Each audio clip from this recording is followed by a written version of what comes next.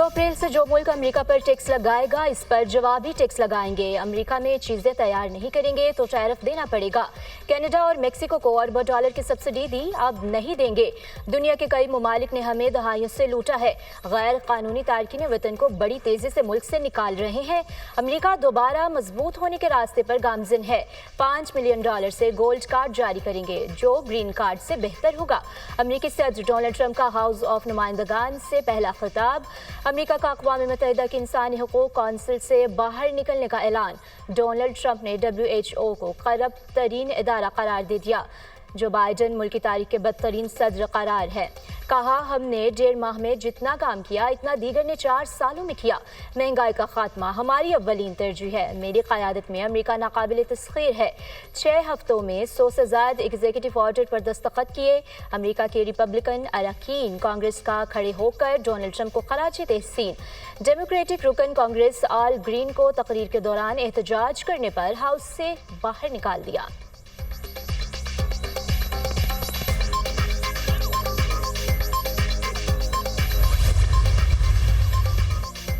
बन्नू cantt पर फितनल खारिज का हमला नाकाम। हमले में मासूम शहरी की शहादतों की तादाद 12 और जख्मियों की तादाद 32 हो गई।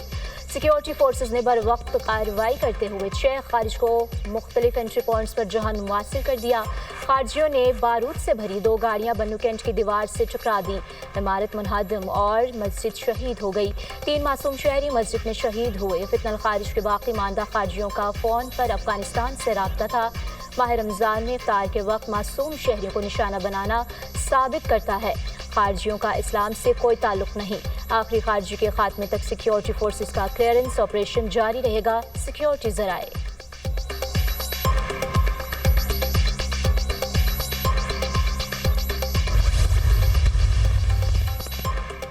सदर मुमलिकत, वज़ीर-ए-आज़म और दीगर सियासी रहनुमाओं की दहशतगर्दों के हमले की मज़म्मत। दहशतगर्दाना हमले में कीमती जाने नुकसान पर दुख और अफसोस का इजहार।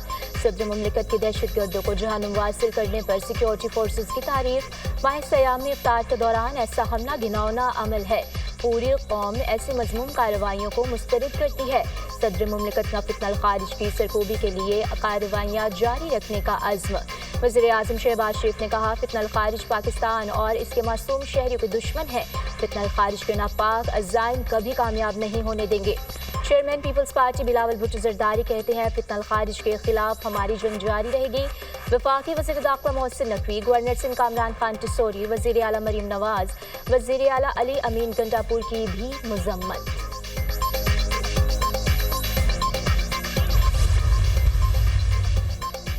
पहली मरतबा हुकूमत और इदारे यकसुई के साथ एक ही कश्ती के सवार हैं। एक दूसरे की टांगे खींचने के बजाय मिलकर काम करना होगा।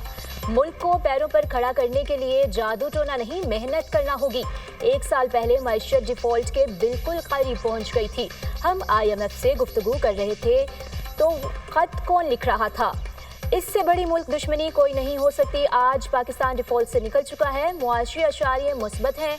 आलमी मालियाती इदारे इत्तराफ़ कर रहे हैं। महंगाई 28% से 1.6% पर आ गई है। एक्सपोर्ट बतदरीज बढ़ रही है। वज़ीर-ए-आज़म ने हुकूमती कामयाबियाँ गिनवा दी। मुल्क की तरक्की और खुशहाली का सफ़र खारिज के खात्मे तक मुमकिन नहीं। दहशतगर्दी का खात्मा नवाज शरीफ दौर में हो चुका था। दहशतगर्दों को किसने वापस आने की इजाज़त दी? दहशतगर्दी का खात्मा होगा तो सरमायाकारी भी आएगी। गालम गलोच के कल्चर को ख़त्म करने में वक्त लगेगा। नफरत और एहतजाज की सियासत को दफन करना होगा। वज़ीर-ए-आज़म का वफाकी काबीना 1 साल मुकम्मल होने पर खुसूसी इजलास से खिताब। वज़ीर-ए-आज़म की ज़ेर क़यादत वफाकी हुकूमत का पहला कामयाब साल मुकम्मल। काबीना की 1 साल कारकर्दगी आवाम के सामने पेश। वफाकी वज़रा की अपनी वज़ारतों से मुताल्लिक तफसीली ब्रीफिंग। सरमायाकारों का मुल्की मईशत पर एतमाद बहाल हुआ है। ज़रब-ए-अज़ब की तरह अज़्म इस्तेकाम पर मुकम्मल आमद दरामद यकीनी बनाया जाएगा। नायब वज़ीर-ए-आज़म इसहाक़ डार का ऐलान। हुकूमती इक़दामात से पॉलिसी रेट में नुमाया कमी आई है। मुल्क में पहली बार ज़र टैक्स का नफाज किया गया। वज़ीर ख़ज़ाना मोहम्मद औरंगज़ेब का खुसूसी इजलास से खिताब। PTI ने मुल्क में इंतशार फैलाया। हज़ारों की तादाद में दहशतगर्दों को लाकर बसाया गया। हम हर किस्म की दहशतगर्दी का मुकाबला कर रहे हैं। वज़ीर दिफा ख्वाजा आसिफ खुसूसी इजलास से वज़ीर मनसूबाबंदी एहसन इकबाल, वज़ीर तवानाई अवैस लगारी, शुज़ा फातिमा ने भी खिताब किया।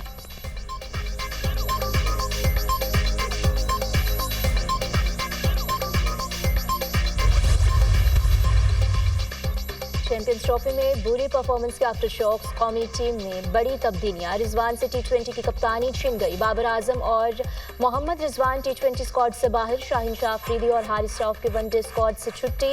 ओपनर फखर जमान और साइम अयूब की तिब्बी मशवरे पर जेर गौर नहीं लाया गया।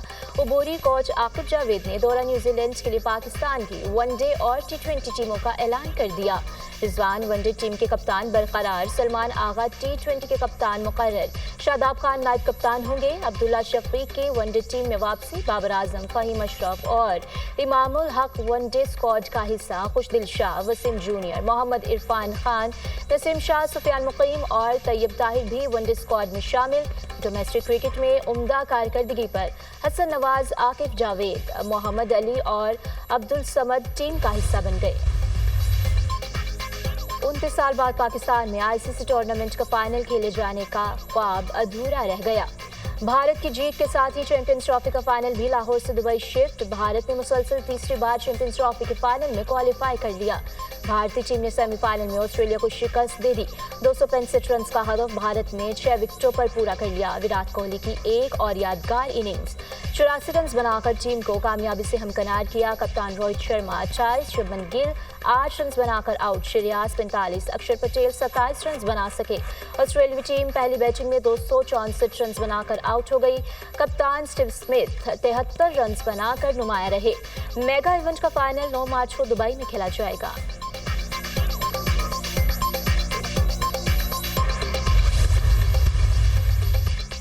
और चैंपियंस ट्रॉफी के दूसरे सेमीफाइनल में न्यूजीलैंड और जनूबी अफ्रीका आज लाहौर के कज़ाफ़ी स्टेडियम में मद्दे मुकाबिल होंगे। दोनों टीमों के बड़े मैच से काबिल भरपूर प्रैक्टिस। हमारे पास अच्छे स्पिनर्स हैं। आज का मैच जीतने की कोशिश करेंगे। कीवी कप्तान मिचेल पर आज़म। कोशिश होगी न्यूजीलैंड के खिलाफ अच्छी कारकर्दगी दिखाएं। जनूबी अफ्रीका कप्तान की गुफ्तगू। मुतअद्दिद क्रिकेट बोर्ड्स के नुमाइंदगान का सेमीफाइनल देखने के लिए लाहौर आने का प्लान। नायब सदर भारतीय cricket board Rajiv Shukla family के हमरा पाकिस्तान पहुंच गए। न्यूजीलैंड, बांग्लादेश, जनूबी अफ्रीका, मलेशिया क्रिकेट बोर्ड नुमाइंदगान भी लाहौर पहुंचेंगे। राजीव शुक्ला से कौमी क्रिकेटर शाहीन शाह अफरीदी और शादाब खान की मुलाकात।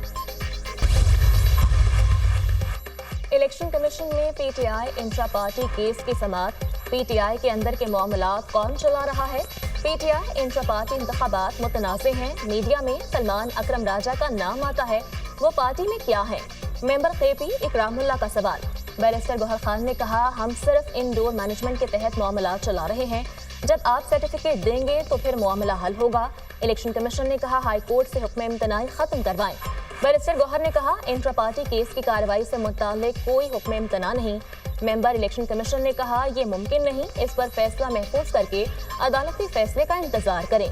आपके डॉक्यूमेंट्स मुकम्मल नहीं। केस की समाअत 8 अप्रैल तक मुलतवी।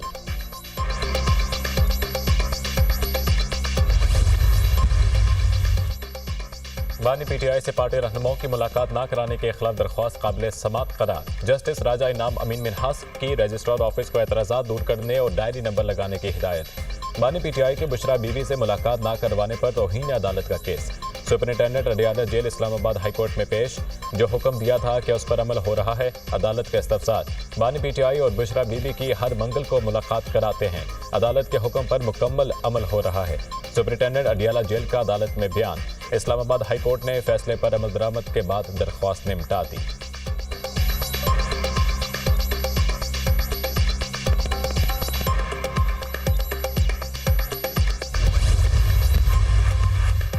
बानी पीटीआई और बुशरा बीबी को सहरी और अफ्तार में कुछ फराहम नहीं किया जा रहा।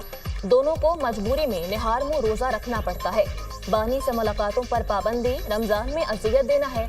हुकूमत एक कैदी से खौफजदा है। मुलाकातों पर पाबंदी अदालती अहकामात की खुल्लम खुला खिलाफ वर्जी है। मुशेर तलाक केपी बैरिस्टर सैफ के इल्जामात।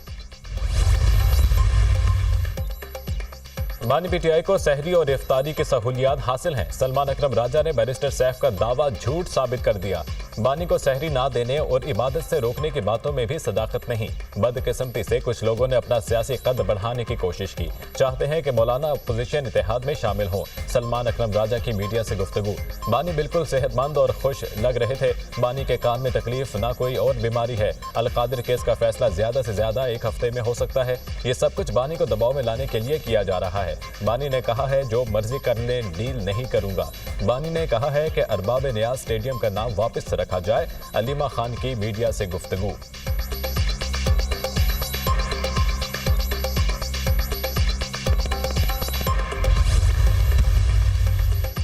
बानी पीटीआई और बुशरा बीबी को जेल में खाना ना देने का बयान मनगढ़ंत और बेबुनियाद है। दोनों को मामूल के मुताबिक उनके खाने पीने के लवाजमात मुहैया किए जा रहे हैं। बुशरा बीबी का खाने को जो दिल चाहता है वो मुहैया किया जाता है। पिम्स के 4 सीनियर डॉक्टर्स की टीम ने आधा घंटा बानी पीटीआई का तफसीली तिब्बी मुआयना किया। डॉक्टरों ने बानी को मुकम्मल सेहतमंद करार दिया। वज़ीर इत्तलात पंजाब आज़मा बुखारी का रद्द अमल।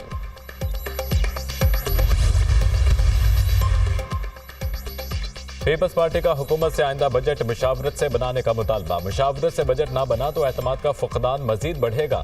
पार्लियामेंटेरियंस का काम मुश्किलात पैदा करना नहीं, रास्ता बनाना है। पंजाब में पीपल्स पार्टी की पुरानी तरक्याती स्कीमों को मुकम्मल नहीं होने दिया जा रहा।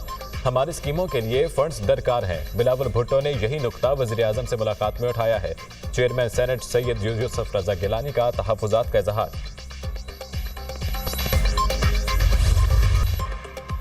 चीन का अमरीकी ज़राई मसनूआत पर इजाफी 15% महसूलात आयद करने का ऐलान।